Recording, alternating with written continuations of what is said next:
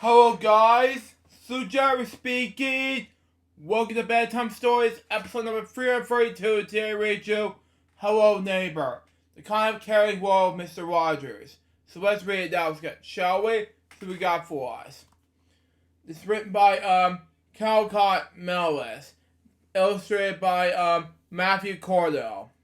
So see here, it's published by the Authority for a picture book biography. So yeah, there we go on that. And yeah. Anyway. So see here, it's some spotlights, Mr. Rogers' Neighborhood seen here. So there you go. And yeah. It's our inside. In our inside that makes us who we are, okay? That allows us to dream and wonderful feels for others. That was an initial something like that. That's what always make the biggest difference in our world, Fred Rogers said. Okay? So it makes sense now in any way, so there you go. So it has so many Mr. Rogers stuff in it, so in his piano, so there you go. Next page. Anyway. Now for the book, it's published by Neil Parr Books. And there you go. Copyright 2020 already reserved. And yeah. Just wanted to know about that, and just wanted to know. But anyway. Welcome Mr. Rogers' Neighborhood. And yeah. It all had to make sense now in any way, so there you go on that. And the character brought to Mr. Rogers' Neighborhood from 1967 up until 2001. Sorry about that, everyone, but there you go. Next page. As you can see, this is no ordinary neighborhood. The set from the television program. A children's television program that... Oh, 1967, so I was 1 year off. 1968. Anyway. Now it's connected with countless families since it first broadcast nationally in 1968. Okay? That were made things and make it different for your neighborhood. There were actors, camera operators, musicians, stage sets, and puppets. It was a great deal of love to bring the neighborhood to life each day. Wow, okay. It was started by a man named Fred McPhee Rogers. And there he is in the left corner, right corner. So there you go. And yeah, how to make sense now in any way. So there you go, between Mr. Rogers' Neighborhood and things like that. So there you go. That's gonna mess up my book in any way while I'm doing this bedtime story episode. There you go. Next page. Anyway. Growing up near Pittsburgh, Pennsylvania, Fred's main interest, he especially loved playing with puppets and music, okay? He learned to play with the piano at the age of 5. Fred first playing his first piano. His grandfather, McFeely, always said, Fred, you made this is a very special day, but just being you. Fred playing with his baby sister, in the way, I pronounce his first name, sorry. His family, was proud of his talent and organized him to study music and combination, he always get older. As he's playing his piano, Grandmother McFeely bought him when he was 9 years old. Hang on.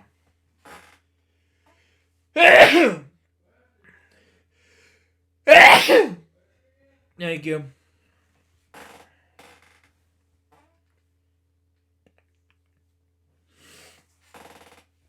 There you go. So, there you go on that. And that brings you proof and everything. So, there you go. Next page. Anyway.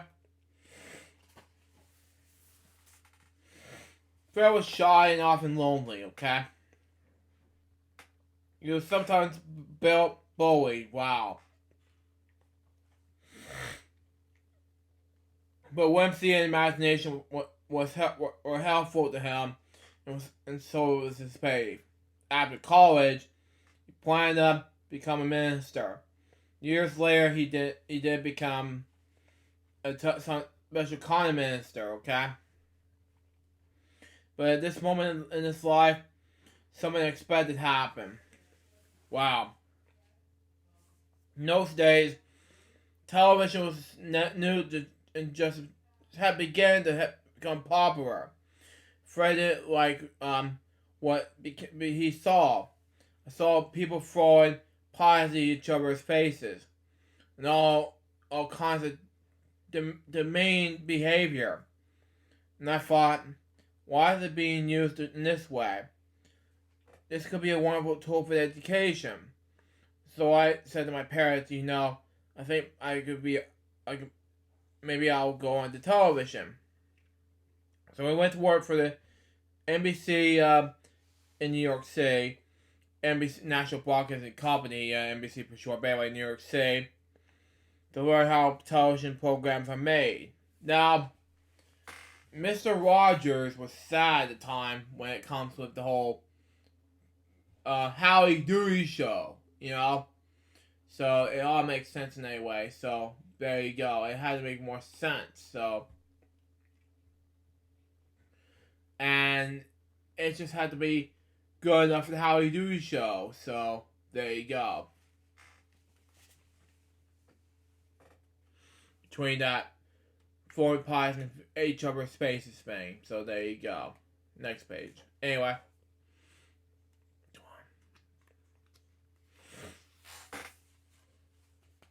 At first, Fred simply ran errands and fetched things, okay? There was need around the studio, and he learned a great deal. Best of all, he learned that connecting with young viewers through children's television was what he loved the most. Okay? Fred moved back to Pittsburgh and began working on the television program for children. He continued to stay behind the scenes, but he took the more creative role, drawing his background with music, and he wrote songs and create characters, returned his childhood love of puppetry. Now, the Children's Corner came out in national educational television in the 1950s. Now, this is happening right here in this child home in Pittsburgh, Pennsylvania. WQED, and this all makes sense. So there you go on that. Next page. Anyway, as an adult, Fred remembered the wonder of childhood as well as the fears. Spent a lot of time studying and learning about children and about the needs and feelings. And at the time, it became obvious to him that too much of children's television was no more than just silly and flashy entertainment. Wow. Like Batman the TV series, for example. Fred had a new mission to create a very different kind of children's television program that spoke to its audience with respect and understanding. Programming with Fred will perform as never before in front of the camera and speak directly to his audience, and would simply be honest himself, curious and playful, attentive and compatible.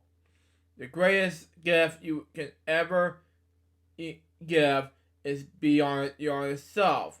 Now this happened on national educational television since the late 1960s. Now this is Mr. Rogers' Neighborhood. So that, excuse me, there you go. Next page. Anyway.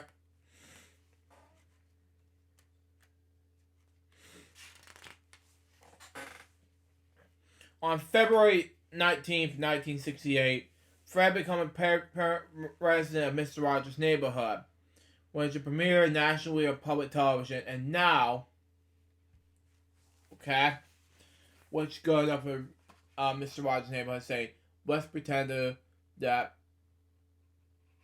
one of the things of neighborhood make believe. So there you go. Next page. Welcome back to the neighborhood. Wow. Okay. Fred began every episode by singing his welcoming song and changing the colorful cardigan, sweater, and sneakers. Let's make this most beautiful day.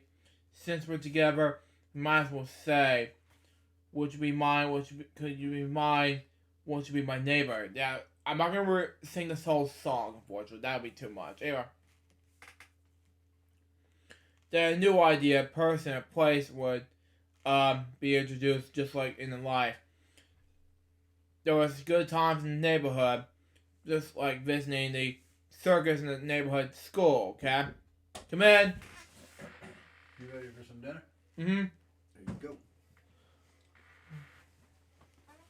I'll be careful. There you go. Enjoy. Anyway, but there are difficult times as well. Just saying goodbye to the beloved pet, okay? Fred understood that children had my feelings and interests, and all of them were worth mentioning and exploring, okay? So there you go. It had to make sense in any way. So there you go on that, even though it's gonna be able to good enough. So there you go. So there, yeah, there you go on that. It just makes a whole lot of sense in any way. Next page. Anyway.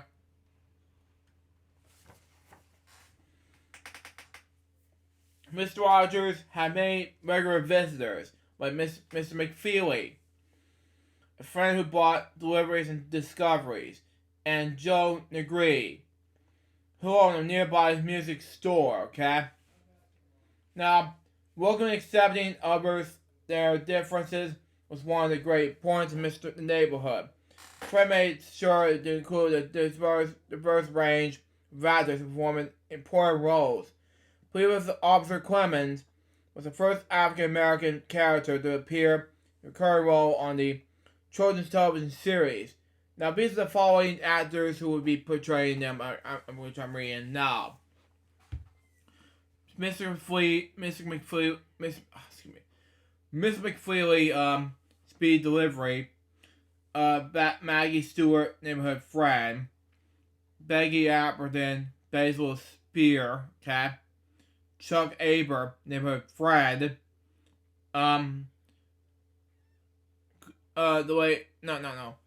Fenris Clemens, Police Officer, which is good enough. Which part of our bedtime, which will be coming up on our plan in the works. Anyway. Joe Negri. Negri's Music Shop. Audrey, Wolf, which is Audrey's cleaning service. Bob Fro's Workshop. Chef Brockett's Bakery. And Elsie Neal, Neighborhood Craft Shop. These are the following people who brought you the neighborhood, Mr. Rogers' neighborhood. So, there you go on that. Next page. Anyway.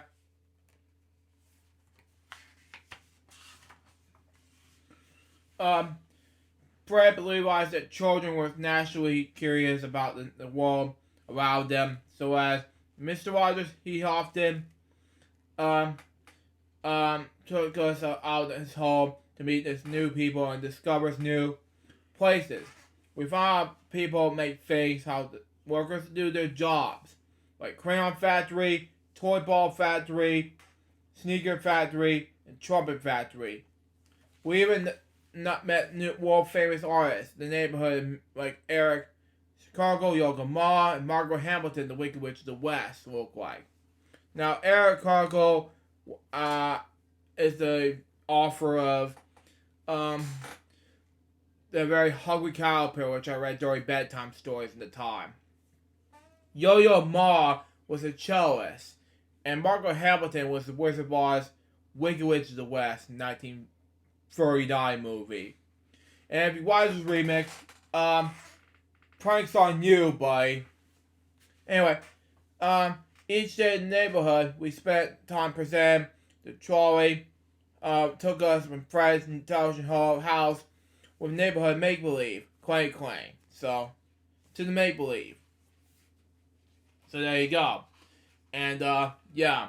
Those all make sense in any way. So, there you go on that, even though it's great ideas between now and these whole Mr. Rogers' neighborhoods. So, there you go.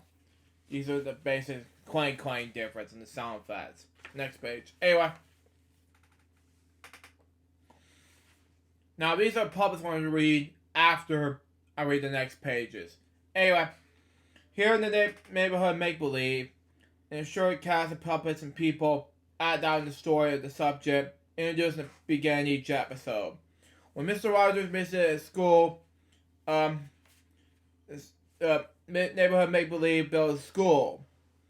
When we saw how people can make crayons in this real neighborhood make-believe had a coloring contest, okay?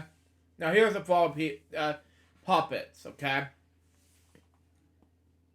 Gripuri, Queen Sarah, Saturday, King Friday the 13th, Corn Freight as Sarah's my dad, Heyman agrees my dad, Prince Tuesday, Neighbor Amber, Miss I can't pronounce her last name, sorry.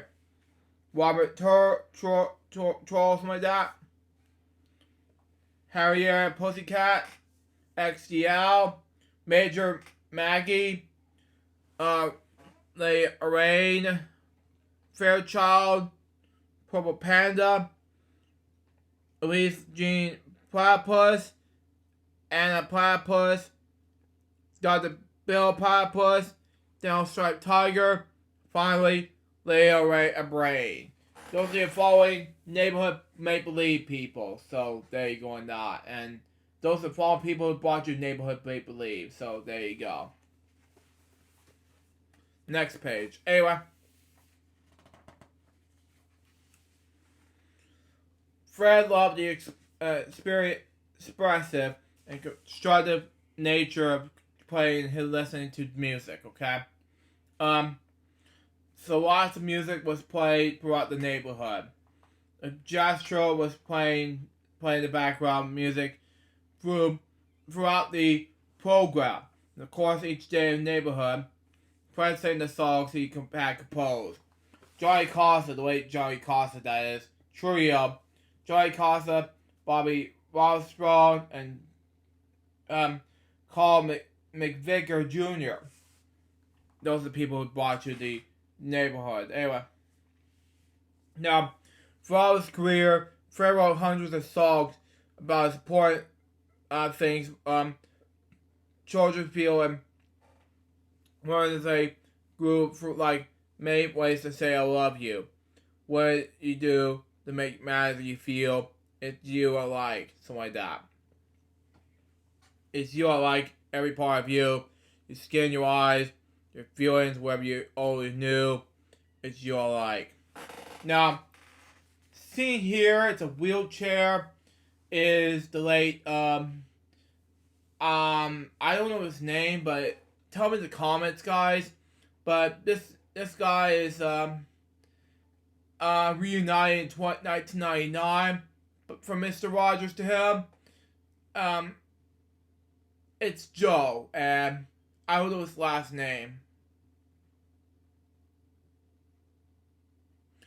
But yeah, I just realized that when he did this whole thing in his hand thing, it's you I like. But that was making more sense in the 1980s, so when he was a kid doing his wheelchair part thing, it's you I like, but that's just me. Joe and Ellinger, something like that. I don't know, that's just me, but the way Joe Ellinger or something like that, that makes more sense, but that's just me. Okay, I cannot pronounce his first name, sorry. Next page. Anyway, everybody's in the neighborhood. We're almost done with this book, by the way, so after that, I'm eating dinner, so there you go. And as the book began, Mr. Rogers can't change back in his jacket and dress shoes while singing his songs and love of recent returns to let us know he would be back next time. It's such a good feeling to know you're alive. It's such a happy feeling you're going inside. It's such a good feeling. A good feeling. The feeling you know that we're friends. Makes sense in any way.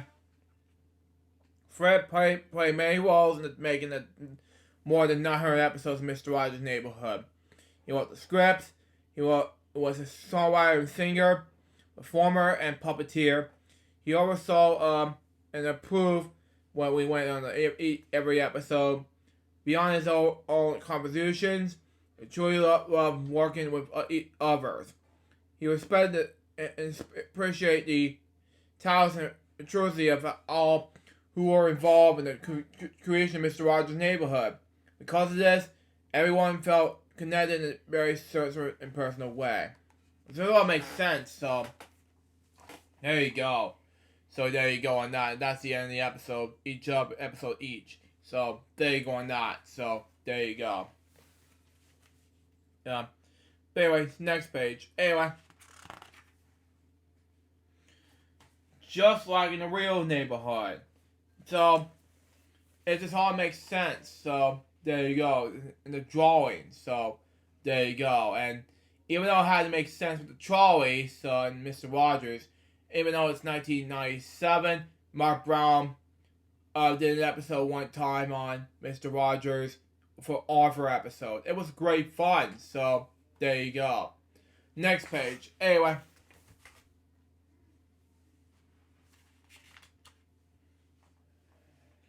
And just like yours, I have to agree with that. And Mr. Rogers was one of them. So there you go on that. And it had to be that way.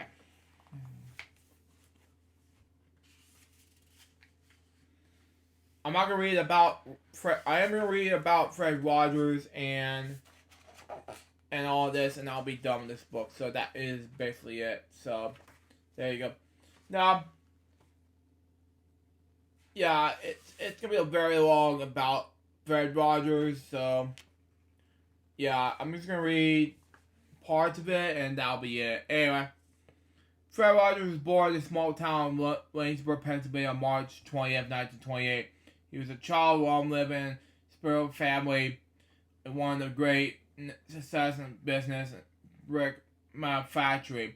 So it's somewhat expected that Fred would be the same when he was finished college. Okay? But his interest in childhood development and music led him to life in children's television instead. His career in television began when he was moved to New York City after college to work for NBC. The floor manager for the number of programs, okay?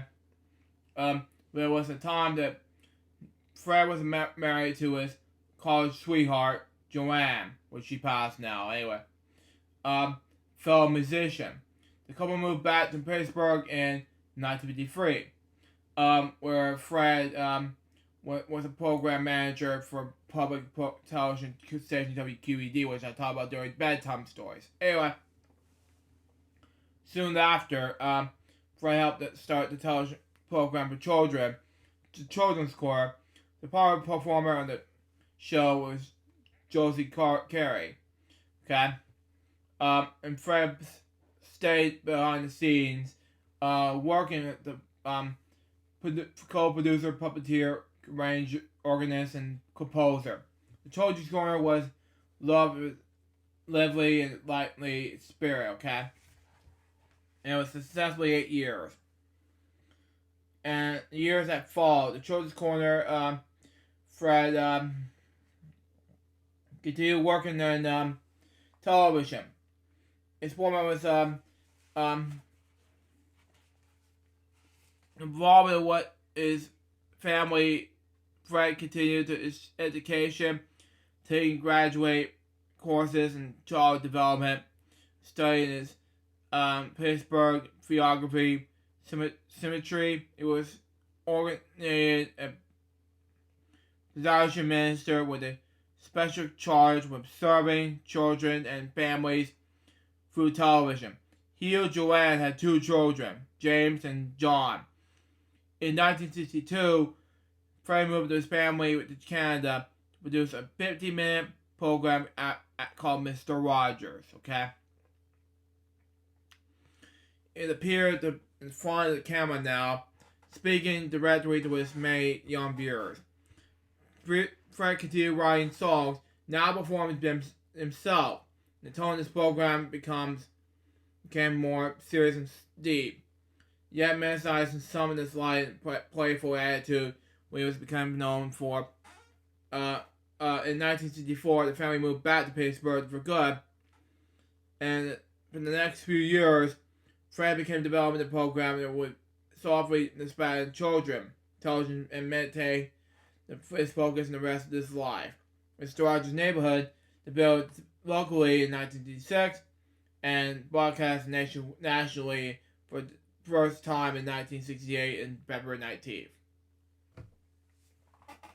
Now, Fred Rogers became Friday the 13th, seen here. I'll read more about it as soon as I get done with his autobiography. Anyway, and this was over 30 minutes long for taping, but that's just me. Anyway. Okay. Neighborhood Group provided a place of calm, quiet, and strength to children everywhere. As time went on, simplifying and summary of the program wasn't a stark contrast as much. The fat pace, celebration, speed, and the world children, entertainment, and the world was large, okay? But Fred resists trends and pressure to change his format. He chose public television to the beginning because there was no advertising, and he found a wonderful partner with PBS, okay? He wanted the best for children, all else, okay? Makes sense. Anyway, Mr. Rogers' Neighborhood went on to become one of the most successful and longest-running children's television programs in history, with more than 900 episodes completed by the end of production in 2001. The program continues to be celebrated by his children and grown-ups all over. Fred died on February 27, 2003 at the age of 74. But his legacy lives on. Miss Fred Rogers Productions is Pittsburgh was civilized and it's dedicated to his influence and spirit of quality. Excuse me, anyway. And care and new television productions for children. Flash the program, Daniel Tiger's Neighborhood, is direct nod to Mr. Rogers' Neighborhood, and many developed characters made possible for Mr. Rogers' Neighborhood. But it's important to continue his message in many of children who connected with Fred. Those children who have grown up now become parents themselves, like me. Well, not me, because I haven't been a parent yet. But anyway, parents who still share his timeless and important messages to love, acceptance, kindness, and dividability with their own children, with those who come. Okay? Now, Fred and the Neighborhood cast and visiting with their children in the Chicago school. Okay? Fred and Charlie on the Neighborhood cassette and behind the scenes of Mr. Neighborhood Make Believe. Now, these are pictures seen here, and we're over the 30-minute mark. We're almost there, the 30-minute mark. So there you go, and how it makes sense in any way. So there you go. Next page. Anyway, now these are things I'm gonna read, and then we're gonna be done with this book. So there you go. Visual glossary, something like that. Now, those are things I'm gonna read, and then Mr. Rogers and me and the acknowledgements, and these are the things I'm gonna read. I'm not gonna read too much about it, but that's just me. Anyway, a traffic light flash yellow at the beginning of each episode of Mr. Rogers' Neighborhood. Provide viewers with a signal to slow down for the time to time, taking the people and things happening around us. Josie Carey, excuse me, Bulgaria. But partnered with Fred with the Children's Corner in his early days, producing children's television. Josie was also a primary performer, while Fred was behind the scenes as puppeteer and characters as Daniel Stripes, Tiger, and King Friday the 13th. 143, okay, was a favorite number of Fred's, and he translated it to the number of letters in each word in I Love You. He also made a point of weighing exactly 43 pounds for Mega's adult life. Daniel Stripes Tiger lived with a large grandfather clock, okay? The face of this clock have no hands because in the neighborhood of make-believe, we represent them in any times we like. Fred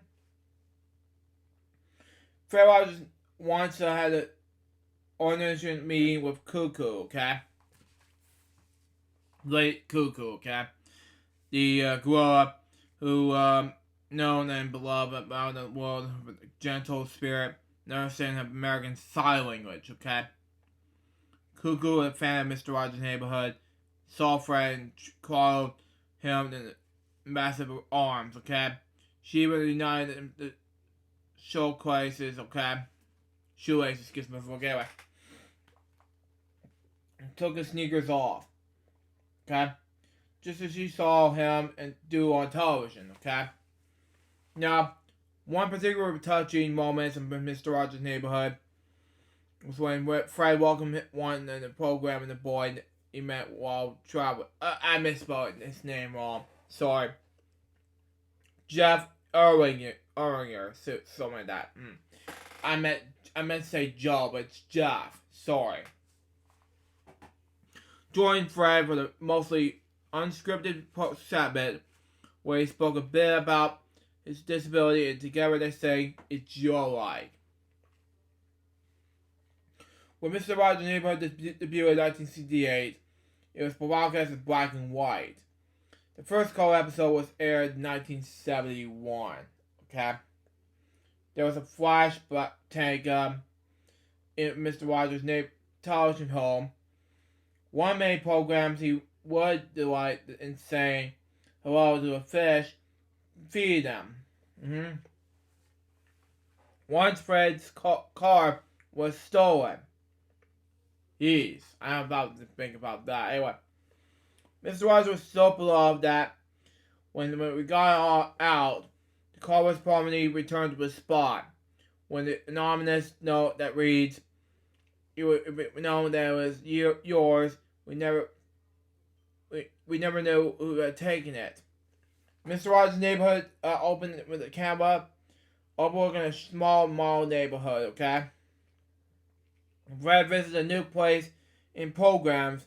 New buildings would be at the mall for community. Seriously, okay? Fred was fond of French, but he's enjoyed profiting the was a grandparent, the French word for grandfather. The explorer children didn't remember language, okay?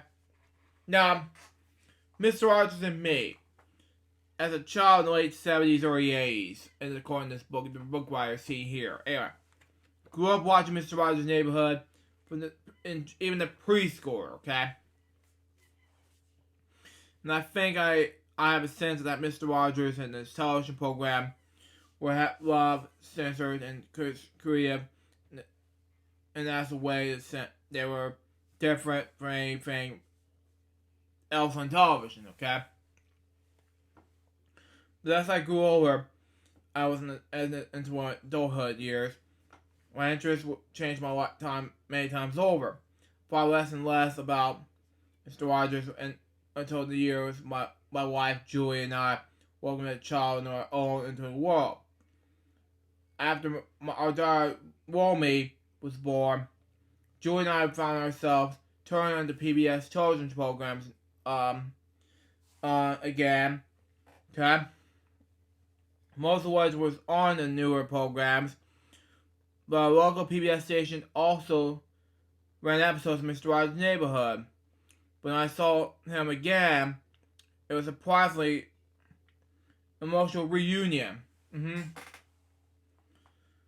Some of the feelings I was having was from memories of my childhood. It was a connection to Mr. Rogers. But tuning into my day after day, I was talking about how much kind, parent, patient, and selfless Mr. Rogers seemed. It was in a world that was too often fast-paced and ministered. It was refreshing to listen and to watch Mr. Rogers into my neighborhood characters throughout the ears and eyes, the parent and the adult. I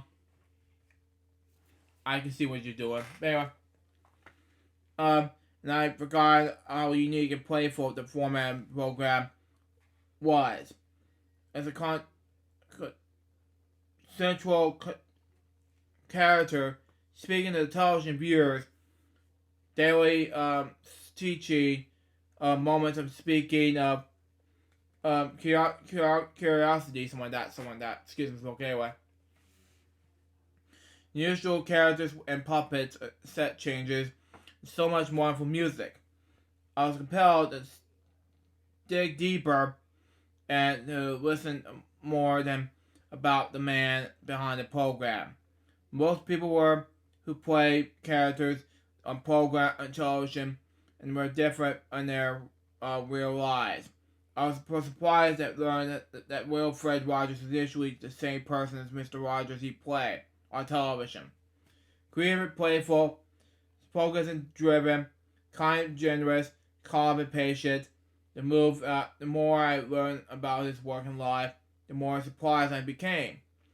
I felt that there's needed to be a picture book about to share the story of Fred Rogers, Mr. Rogers' Neighborhood with today's child. Just like me when I was a kid growing up, I started this when I was watching it when I was in the mid-90s, mid-90s or late 90s or 2000s. When Mr. Rogers died when I was in school, it was shocking to me. But my dad watched it when he was a kid. He loved Mr. Rogers' Neighborhood. To be honest with you, in this book, seen here. But anyway, so is Mike Kennedy, my Uncle Brad, my Uncle Steve. They love Mr. Rogers, to be honest. So there you go. This is all for this book, seen here. But anyway,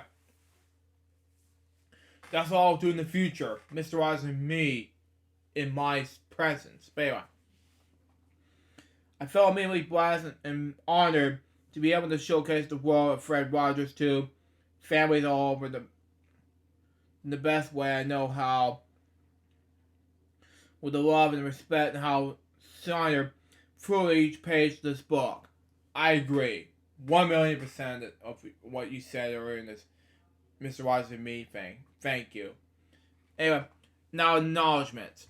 This book is a result of how much a lot of love, patience, and accommodation, and would never been possible without the generosity and support of my own neighborhood.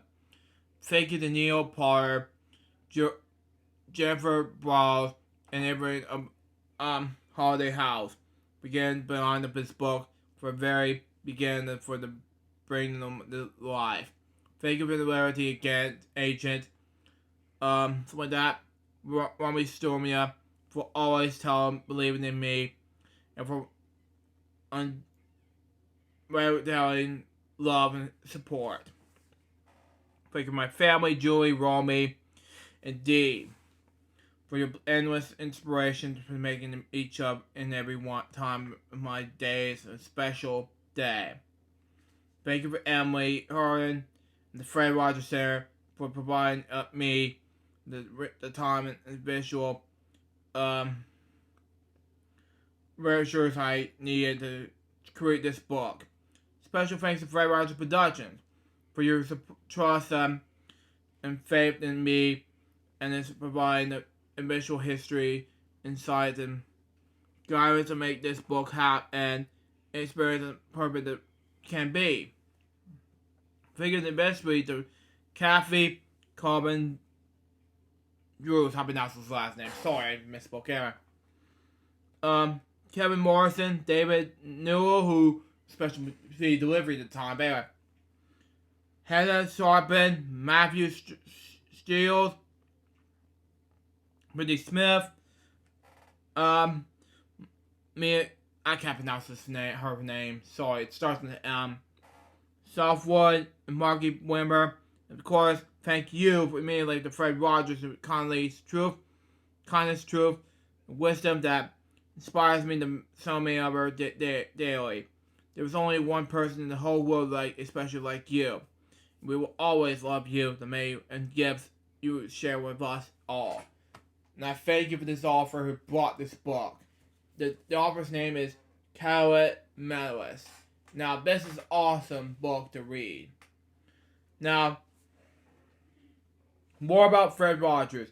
The documentary film is Won't You Be in the Neighbor, directed by Morgan Neville, which I saw in theaters, by the way. Universal Home Entertainment 2017. I saw it in 2018, by the way. None of the websites I'm not going to talk about in this video. Now, when you find Mr. Rogers' Neighborhood, it's on the PBSA and so many others. And that's just all. And this is supportive of what he said in the book. Amazingness and things like that. And it's like Bay Picking the City one. It's over nearly 45 minutes into taping. And oh my god, I want to finish this so bad. I want to eat my dinner so bad as well. So, there you go. Mr. Rogers' Neighborhood book. It's going to be amazing. So, there you go. And the last page of the book says this. You're a very special person. There's only one person like you in the whole wide world. There has never been anyone especially like you before. There's been never be again, and people can like you just because you're you. Fred Rogers says that. And that's it. And that's all the things Mr. Rogers said in the book. So, and it's all written by the man who bought the book seen here. So that was Hello Neighbor, the content carrying world of Mr. Rogers. This man who was written by Collier Manulis, Matthew Cordo, Rogers is the author of the book.